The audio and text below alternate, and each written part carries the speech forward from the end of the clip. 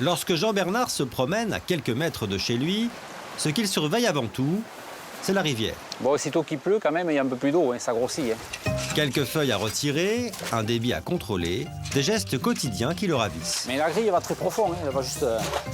j'adore l'eau, j'adore faire marcher la turbine, le moulin, j'adore ça. Et il y a une âme, il y a quelque chose, et je suis le 7e maillot, donc je continue, quoi. Et... S'il parle si bien de l'eau, c'est que la rivière, c'est aussi son gagne-pain. Jean-Bernard est boulanger. Sa boulangerie est dans ce moulin. Ici, l'eau sert à moudre la farine et à produire l'électricité. En appuyant sur cet interrupteur, il peut répartir sa production d'électricité. Dans 12 chevaux vont entraîner l'ensemble du moulin. Toute l'énergie hydraulique va servir à faire marcher tout le moulin. Ainsi, dans la boulangerie de Jean-Bernard, on fait des pains de campagne, des baguettes et des brioches. Tout ça sans facture EDF. C'est très important parce qu'on fait des économies. Pour l'entreprise, c'est intéressant. Parce que l'énergie hydraulique, nous l'avons gratuite. Pas de facture non plus pour Christophe Giraud. Turbinier de profession, il installe et restaure les turbines chez les particuliers. En véritable passionné, il habite même une usine hydroélectrique. Et on vit dans l'usine, au-dessus de la turbine, au-dessus de la centrale. Le système est installé dans la cave et on entend son ronronnement en permanence partout dans la maison. Je suis né dans un moulin et depuis que je suis tout petit, mon rêve c'était d'avoir mon propre moulin. Et surtout quand j'avais 16-17 ans. À l'époque, je tournais avec ma mobilette et je cherchais s'il n'y avait pas un moulin à vendre, mais bon, personne ne me prenait au sérieux. Je n'avais pas l'argent non plus. Hein. Donc voici Sylvia, mon épouse. Elle est hongroise. Et vous parlez français? Oui, c'est dire turbine, dégrilleur. L'hydraulique fait intimement partie de la vie de famille et pour cause. Nous sommes dans la salle de bain avec une vue imprenable sur le dégrilleur et sur le canal d'Amenet. Et donc l'eau arrive sous nos pieds. Sous la salle de bain, il y a la turbine, en fait, la chambre d'eau. Et ensuite, à l'autre fenêtre, de l'autre côté, ici, il y a la restitution de l'eau dans le canal de fuite. Donc on voit bien que c'est beaucoup plus bas. Et en l'occurrence, ici, il y a 4 mètres de chute. Dans la vie de Christophe, tout a un lien avec l'hydraulique, même son mariage. Le jour où je l'ai rencontré, j'aurais pu l'inviter au cinéma ou aller voir au restaurant. Non, je lui dis, viens voir où je travaille dans des centrales hydroélectriques. Et je suis allé lui montrer ça. Et le lendemain, je me suis dit, mais non, j'aurais pas dû. Et puis, si. Ça m'impressionnait, c'est vrai. Christophe n'a pas eu à emprunter d'argent pour remettre en marche son usine. Il a tout fait lui-même. Aujourd'hui, elle lui rapporte 15 000 € par an. Une affaire rentable, car EDF rachète 0,05 centimes d'euros le kilowattheure. Mais sur les 30 000 petites centrales hydroélectriques qui existent en France, 95% sont désaffectées. Un gâchis pour Romain, jeune mécanicien de 33 ans.